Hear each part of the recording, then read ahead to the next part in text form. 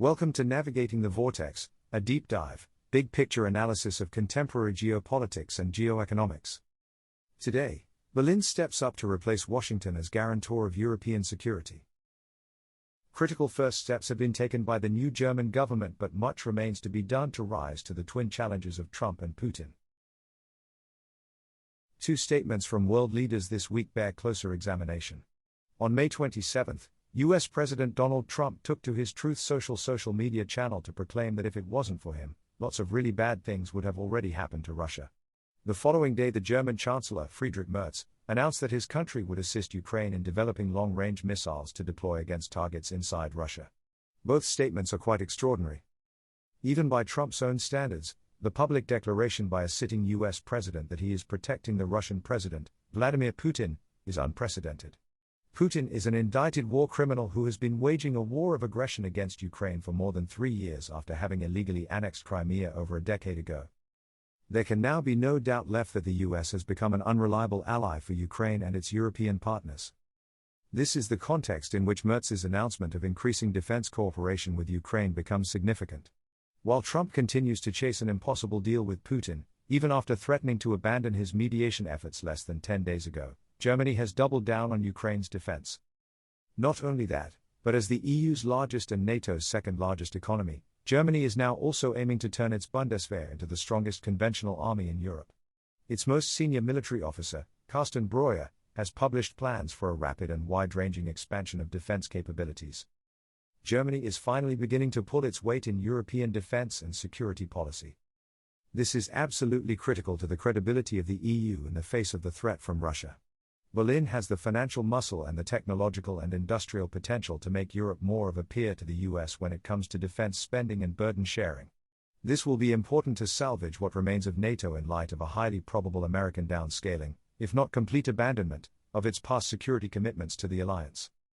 After decades of failing to develop either a grand strategy to deal with Russia or the hard power capabilities that need to underpin it, achieving either will take some time.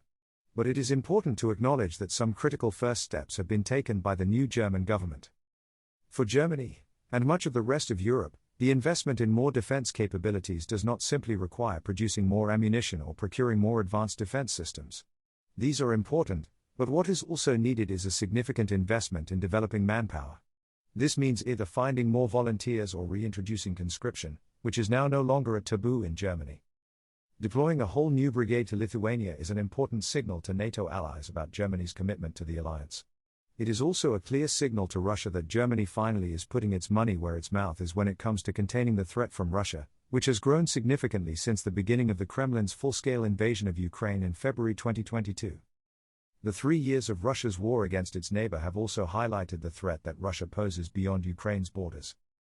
The war against Ukraine has exposed European vulnerabilities and its dependence on the United States. And it has taught military planners important lessons about what a likely future confrontation with Russia would look like. This is why Germany's military planners have identified air defense systems, precision strike capabilities, drones, and electronic and cyber warfare assets as procurement priorities. Beyond Germany, the signs have been that Europe more broadly is beginning to learn to stand on its own feet when it comes to its security. For the continent, the challenge is threefold.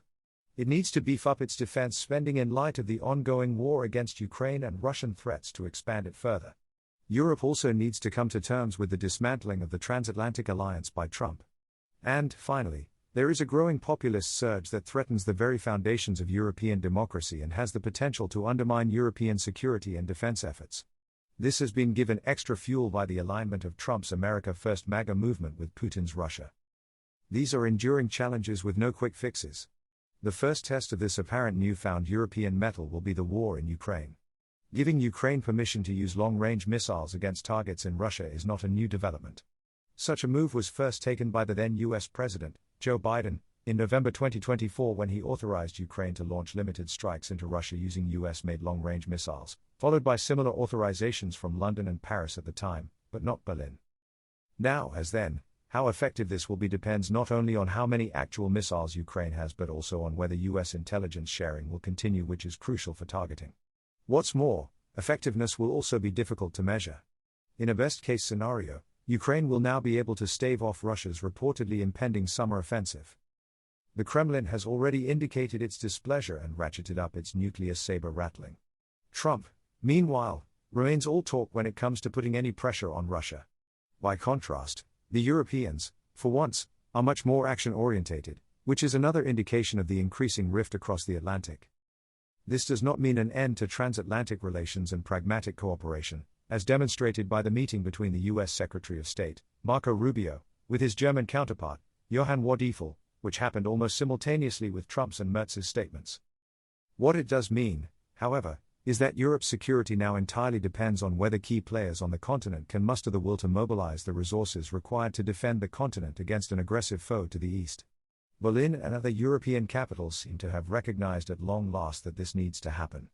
Now they need to demonstrate that they can follow through with swift and decisive action. A big thank you to all of our readers, listeners, followers and subscribers. Signing up to the newsletter is the best way to make sure you don't miss out on anything, and you'll get our newsletter and podcast delivered straight to your inbox wherever you are in the world. Importantly, you'll also be able to read the full written version of all of our pieces, which gives all of the background links to the information we cite in case you want to dive deeper and, like us, like to look at primary sources and check your facts. You can register for free at navigatingthevortex.com. You can also subscribe for subscriber-only access to comments and chats and other special subscriber-only benefits. You can find all these details in the podcast show notes as well. We hope you'll share Navigating the Vortex with anyone you think might find it of interest. If you like the show, please consider rating and reviewing us on Apple Podcasts or wherever you are listening.